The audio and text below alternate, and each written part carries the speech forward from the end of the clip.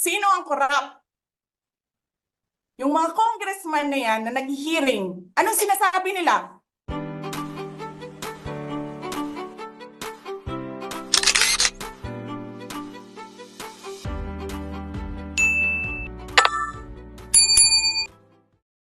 Welcome back sa aking YouTube channel. Para sa first time lang po na manood, please click mo na yung Jeremy's TV, Manila. Anyway guys, wala na pong bayad to, libre lang. Tulong mo na lang din sa kapwa mo. Alright? Thank you very much po. So, ang topic natin po today's video, Joel Chihuahua, lalong mawawalan ng boto sa mga Manileño dahil sa sinabi ni VP Sara Duterte. Yan ang pag-uusapan natin ngayon guys, pero bago yan, siyempre huwag natin kalimutan ang mga Iskonians na patuloy na sumusuporta sa ating channel. Ang dalangin ko po ay nasa mabuti kayong kalagayan at sa lahat ng mga Iskonians forever, mabuhay po kayong lahat at siyempre, love, love, love. So yun na nga guys, matindi, di ba, ang sinabi ni VP Sara kay Joel Chihuahua. So dahil dito, talagang inaasahan na natin na lalong mawawalan ng boto at mananalo itong si Apple Nieto na kanyang kalaban guys. Di ba?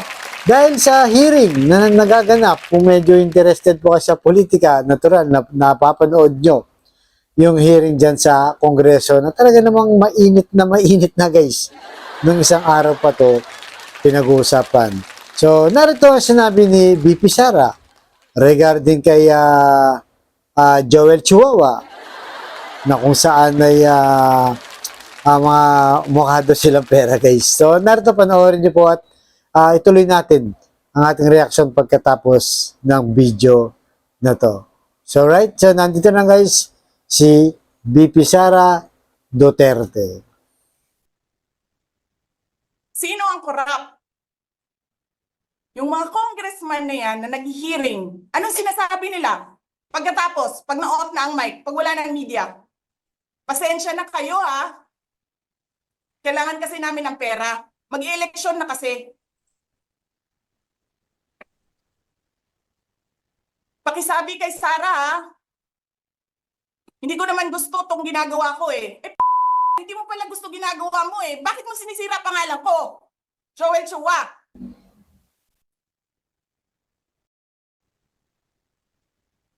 Sino ang korap?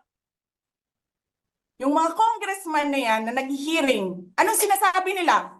Pagkatapos, pag na-off na ang mic, pag wala ng media, pasensya na kayo ha. Kailangan kasi namin ng pera. Mag-eleksyon na kasi. Pakisabi kay Sara ha. Hindi ko naman gusto itong ginagawa ko eh. Hindi mo pala gusto ginagawa mo eh. Bakit mo sinisira pangalan ko? Joel Chihuahua. So guys, napanood nyo, di ba? Ang init ng ulo nitong si VP Sara kay Joel Chihuahua. So, ano sinabi niya guys dun sa napanood yung video, di ba? Sabi niya, kay mga politiko kayo, pag pinatay na yung mic, ano sinasabi nyo? Na pasensya na kay Sara. Kailangan namin ng pera. Hindi ako sabi nila Joel Chihuahua, guys, di ba? Pero kung titignan natin, totoo kaya ang sinasabi ni VP Sara o baka namang sinisiraan lang din niya itong si Joel Chihuahua. So ito yung ating bubusisihin ngayon guys, kung totoo nga ba o hindi. So anong connection nito kay Yorme? So ibalik natin at suriin yung sinabi nilang dalawa, ni Yorme tsaka nitong si Joel Chihuahua. Di ba? Anong sabi ni Yorme? 20 years ko yung inalagaan sila. Kasama ko sila sa Asenso Manileño. Di ba? Yan ang sinasabi ni Yorme. At anong naman sinasabi nitong si Joel Chihuahua? Ako sabi niya, matagal ko nang kasama si Yorme. Actually, kumpare ko pa yan, inaanak niya yung anak ko. Ganun sila ka-close, di ba? Nung panahon na yon, di ba? Talagang pinupuri nila si Yorme. Kung anong gusto ni Yorme, sumusunod sila. Kung anong prinsipyo ni Yorme, sinusundan nila. Dahil naniniwala sila na talagang nasa tamang leader sila. Siyempre, kahit naman sino sa atin, guys, di ba? Wala namang sasama sa isang organization kung kung hindi mo alam na yung leader mismo o founder o chairman ng organization na yun o particular na partido sa politika, di ba? Ay sasama ka. Natural sa prinsipyo ka magbabase. Sa tagal ng prinsipyo, nitong si Joel Chihuahua, kay Yorme, nung tumakbo nga si Yorme, di ba, 2022, at naging mayor nga itong si Hani Lacuna, di ba? Ngayon, di ba? Ngayon, ano ang pinag-uusapan ngayon? Bakit niya biglang iniwan si Yorme? Di ba? Bakit niya iniwan si Yorme? Iniwan si Yorme at sumama kay Hani Lacuna. So, ano kaya ang dahilan, guys, di ba? So, unang dahilan na nag-vlog na natin yung iba dito. Unang dahilan, nasa administrasyon siya ni Hani Lacuna. Di ba? So, alam naman natin, pag nasa administrasyon ka, marami ang benefits. Marami ang pera.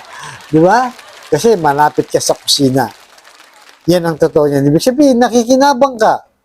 Kaya ka sumama sa isang tao. Sa pamilya, particularly siya nga, sumama kay Hani Lacuna. Sa kabila ng pinagmamalaki nila lahat, di ba? Na itong si Yorme ay magaling na leader. At ngayon, binabanatan na nga nila. So, unang punto doon, di ba? Sumama siya sa kay Hani Lacuna, iniwan si Yorme dahil nasa administrasyon, malapit sa kusina, at maraming mga benefits. Di ba? So, balik tayo sa sinasabi ni BP Sara. Sinasabi niya, pag napatay na yung mic, di ba? Sinasabi niya, pasensya na kay Sara, sabihin niyo, di ba? Malapit na ang election, kailangan namin ng pera. Di ba? So, parang doon tumutugma, guys, di ba? Parang doon tumutugma. Dahil kailangan ng pera, nasa, ano siya ngayon, administrasyon, at yung mismong partido nila ni Hani Lacuna, sumama dito kay Speaker Martin Romualdez. So, alam naman natin, guys, nandyan ang kaban ng bayan, di ba? Sa kongreso na kung saan sila yung may control lahat ng budget. Di ba? Yan po ang totoong nangyayari. At bukod doon, siyempre, ginawa pa siya ng chairman ng good governance kung saan ay iniimbestiga nga itong si BP Sara. So, nakita nyo, guys, kung malapit siya sa kusina, dito kay Hani Lacuna, ngayon, nasa mismong ulam na siya. Di ba? Naka-speaker Romualdez na itong si Joel Chihuahua. So, kung titignan natin, parang tama yung sinasabi ni BP Sara, di ba? Dahil malapit na ang eleksyon, di ba? Kailangan nyo ng pera, kaya kayo ngayon nandyan sa mga administrasyon. Di ba, guys? So, kayo, ano sa tingin nyo? Ako, sarili kong opinion, yun. Di ba?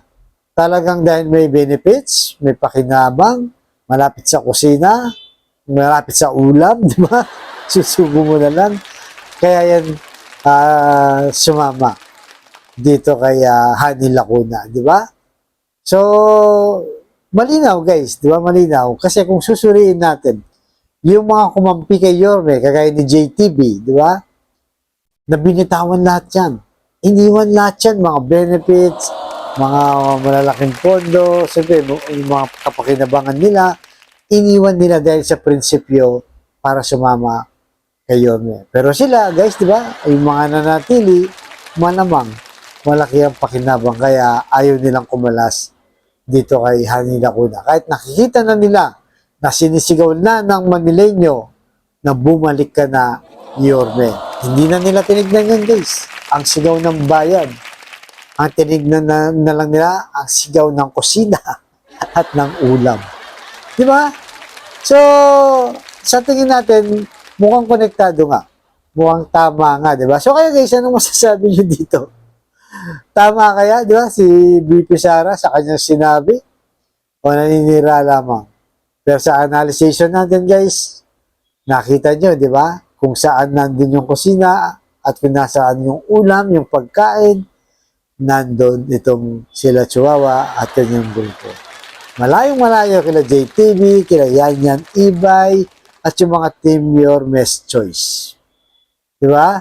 So, sa District 3 sa District 3, ito po ang congressman nyo.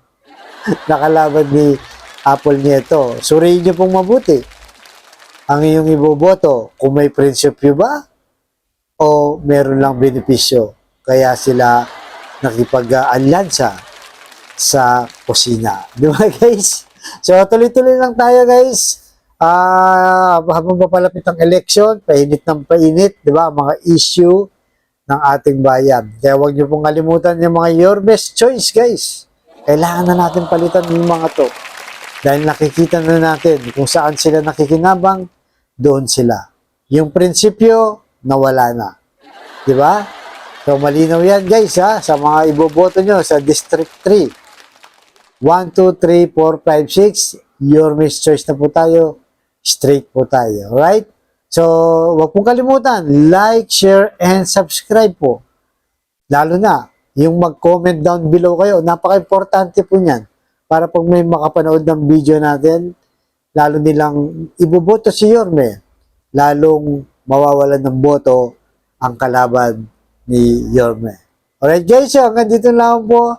Abangan nyo ang susunod kong vlog at pagpalain tayo ng buong may kapal. Sa Manila, God first!